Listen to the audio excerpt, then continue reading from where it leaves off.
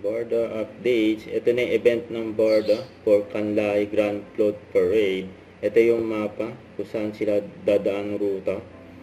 Mukhang na-delay yung Grand Float Parade dahil nga maulan.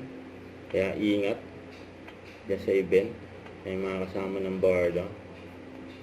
Ito pa yung IG story ni Barbie. Yung kasama niya si Miss Diane na may birthday at kanyang parents na si Daddy Tony at Mami Amy. Yan, ito na yun, off to sa Tarlac City. Excited na si Barbie siyempre mag Grand Float Parade. Hindi ba ako nakaka-recover? Sana po panoorin dito.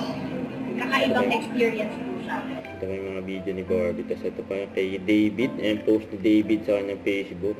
Sarap pa ng kain. Hey, happy. Ayan. Hey guys, see you tomorrow at the live float parade in Tarlac City. See you. Yan, Diyan sa Kuya Korea. Ayan, nabanggit pa nga si Barbie. Diyan sa grand opening. Kuya Korea dyan sa SM Manila. Thank you so much. We are through!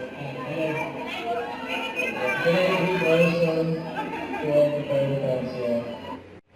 Don't forget to subscribe and click the notification bell for more update. This is Richard Action Vlog. Stay tuned for more videos. See ya.